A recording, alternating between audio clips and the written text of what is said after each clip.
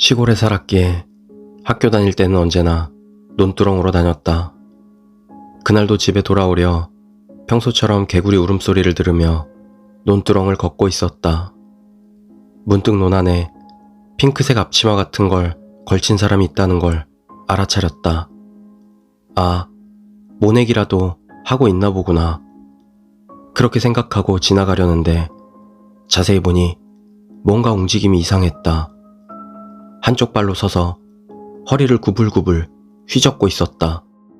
흰 비늘 끈 같은 걸 들고 마치 리듬 체조라도 하는 양 몸을 빙빙 돌리고 있었다. 뭐라고 할까? 마치 훌라후프라도 하는 듯한 모습이었다. 왠지 모를 식은땀이 흐르기 시작했다. 게다가 그것은 한쪽 발로 콩콩 뛰면서 조금씩 이리로 오고 있었다. 개굴개굴 개구리 울음소리가 울려 퍼지는 저녁 논. 나는 어째서인지 움직이지도 못하고 그것만 바라보고 있었다. 허리를 구불구불 휘저으며 껑충껑충 뛰어오는데 얼굴이 없었다. 아니, 안 보였다. 마치 사진을 찍었는데 손이 흔들렸을 때처럼 격렬하게 얼굴을 움직여 제대로 보이지 않는 느낌이었다. 몸은 평범하게 보이는데 얼굴만 희미하게 느껴졌다. 나는 눈이 이상한가 싶어 몇 번이고 눈을 부릅떠 봤지만 여전했다. 게다가 이제 눈앞까지 와 있었다. 아, 나는 이제 이대로 끝이구나. 그렇게 생각함과 동시에 눈물이 펑펑 나오기 시작했다. 눈이 아파서 뜨고 있기조차 힘들 정도로. 나는 그 아픔과 공포에 그만 기절하고 말았다. 눈을 떴을 때는 우리 집 이불 아니었다.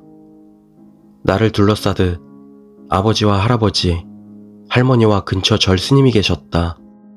연불 같은 걸 다 같이 소리내 외고 있었다.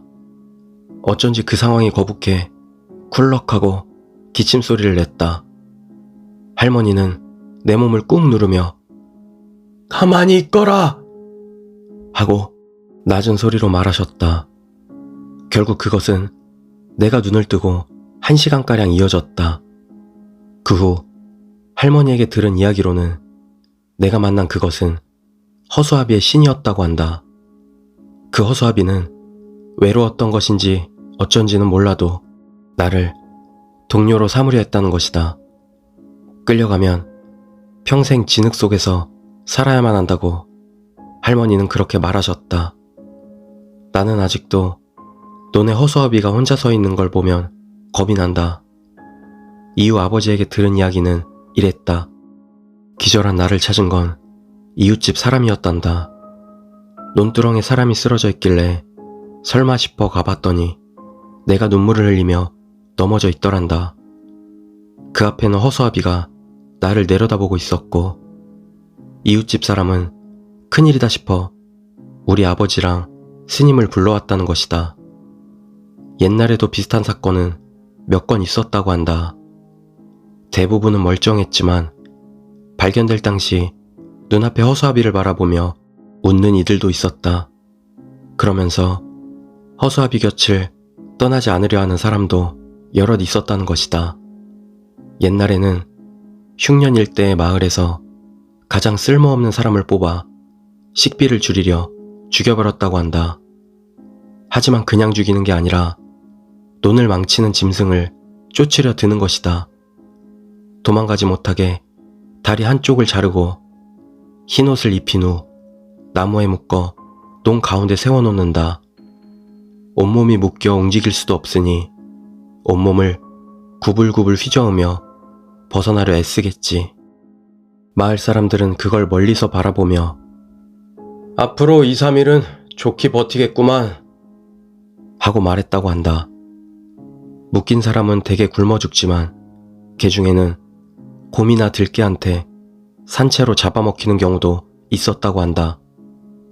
그런 짓을 하다 보니 제액이 내려 마을에 온갖 사건이 일어났고 그리하여 산채로 허수아비가 된 사람을 신으로 모시게 됐다고 한다.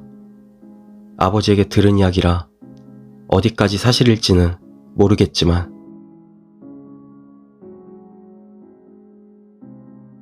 두 번째 이야기, 사신 아저씨. 지인 이야기다. 그가 초등학생일 무렵 하천 부지에서 강아지를 주었단다. 아쉽게도 집에서 기를 수는 없었기에 다리 아래 골판지 상자를 가져와 담요를 깔고 거기서 몰래 돌보기로 했다. 반가우면 먹고 남은 급식이나 이것저것 먹을 것을 챙겨 가져다 주곤 했다고 한다.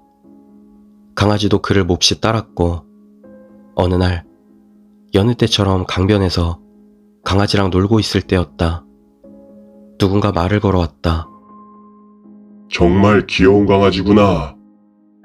깜짝 놀라 고개를 들어보니 처음 본 아저씨가 싱글벙글 웃으며 보고 있더란다. 이 강아지, 네 강아지니? 계속 말을 걸어왔다고 한다. 그랬으면 좋겠지만 아니에요. 엄마가 기르면 안 된다고 해서. 그렇게 대답하자 아저씨는 이상한 말을 하기 시작했다. 그러니? 그러면 혼자 있을 강아지가 걱정되겠네. 좋아. 아저씨가 그 걱정거리를 없애줄게. 무슨 말을 하는 건가 고개를 갸웃거리고 있자니 아저씨는 강아지를 가리켰다. 그리고는 날카로운 소리로 웃기 시작했다. 머리를 앞뒤로 흔들면서. 즐거워서 어쩔 수 없는 것 같은 표정인데 눈만은 결코 웃고 있질 않았다. 아저씨는 그렇게 무서운 얼굴로 절대 멈추지 않고 계속 웃었다. 그는 섬뜩해져 도망갈 생각으로 몸을 돌렸다. 그 순간 갑자기 발밑에 있던 강아지가 쓰러졌다. 몹시 몸을 떨더니 그대로 멈춰서 움직이질 않았다. 당황해서 손을 뻗었지만 강아지는 이미 죽어 있었다. 잘 됐네. 이걸로 쓸데없는 걱정 따위 안 해도 되겠어. 아저씨는 그렇게 말한 뒤 콧노래를 부르며 어딘가로 사라져버렸다. 그는 한동안 거기서 멍하니 서 있었다고 한다.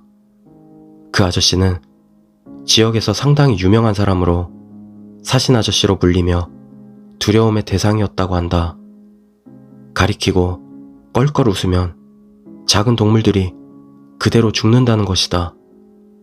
아저씨는 그 후 큰 애완동물 가게에서 소란을 피웠다가 행방이 묘연해졌다고 한다. 먼 친척이 거두었다는 말도 있었고 병원에 입원했다는 말도 있었지만 진상은 모른다. 그는 그때 그 광경이 트라우마가 되어 개를 기르지 못하고 있다.